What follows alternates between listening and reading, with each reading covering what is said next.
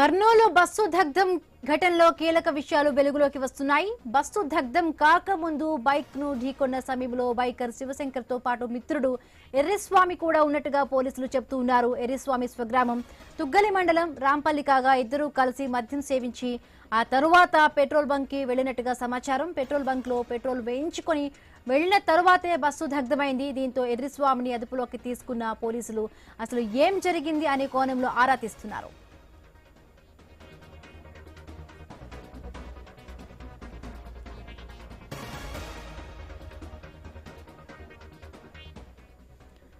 రాంపల్లి గ్రామానికి చెందిన చాకలి చంద్రశేఖర్, చాకలి వరలక్ష్మి దంపతుల కుమారుడు చాకలి ఎర్రిస్వామి.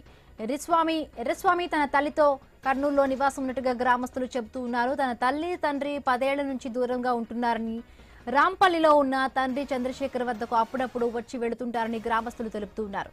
శుక్రవారం జరిగిన రోడ్డు ప్రమాదానికి కారణమైన బైక్ పై చాకలి ఎర్రిస్వామి ఉన్నారా లేదా అనే విషయాలపై ఎర్రిస్వామిని పోలీసులు విచారిస్తూ ఉన్నారు.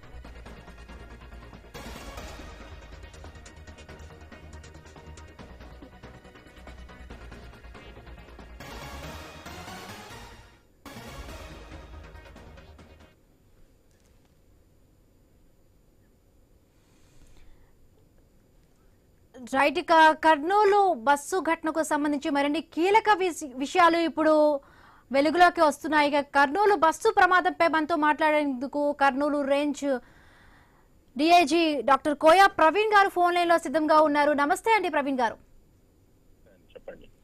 రైట్, ఇక ముఖ్యంగా కూడా ఈ బస్సు ప్రమాదానికి సంబంధించి బైకర్ ఢీ కొట్టడం వల్లే కూడా ఇంత పెద్ద ప్రమాదం జరిగిందంటూ కూడా ఒక విషయాలు వస్తున్నాయి. సో క్లారిటీ అనేది మీరే చెప్పాల్సి ఉంటుంది. అసలు ఈ బస్సు ప్రమాదానికి అంటే ఏ కారణాలు అయి ఉండొచ్చు అంటే మనకి ఇప్పుడు విజువల్స్ లో కూడా ఒకటి కనిపిస్తోంది. ఎవరైతే ఆ బైకర్ కోయ స్వామి ఎవరైతే ఉన్నారో ఎర్రిస్వామి ఆయన కూడా ఈ ప్రమాదంతో పాటు ఎవరైతే చనిపోయారో తన బైక్ కూర్చున్న వ్యక్తిగా కూడా కనిపిస్తున్నారు విజువల్స్ లో. మీ విచారంలో ఆయన కూడా ఉన్నాడా? అసలు ఏం చెప్తున్నాడు ఆయన? ఈ రోజు మా వాళ్ళు ఎర్రిస్వామితో మాట్లాడటం జరిగిందండి. ఎర్రిస్వామి బైక్ ప్రమాదంలో చనిపోయిన వ్యక్తి ఇద్దరు మంచి మిత్రులు. ఇద్దరు కలిసి కర్నూలు పరిసర ప్రాంతాల నుంచి డోన్ వరకు బయలుదేరినారు. ఆ బస్ కి ఆ వెహికల్ మోటార్ సైకిల్ కి అయితే హెడ్ లైట్ లేదు. వాళ్ళు ఏదైతే మీరు చూసిన విజువల్ ఉంటుందో పెట్రోల్ బంక్ లో వెళ్ళి పెట్రోల్ నింపుకున్నారు. బస్సు కన్నా ముందే కూడా వీళ్ళు ఇద్దరు ప్రయాణిస్తుండగా సెల్ఫ్ యాక్సిడెంట్, అతను బైక్ యాక్సిడెంట్ జరిగి డ్రైవ్ చేస్తున్న వ్యక్తి దొల్లుకుంటా పడిపోయా అన్నాడు. ఇతను వెళ్ళి ఆ డివైడర్ మీద ఉన్న గడ్డి మీద పడటంతో ఇతనికి పెద్దగా స్వల్ప గాయాలు తప్పితే ఏం అవ్వలేదు.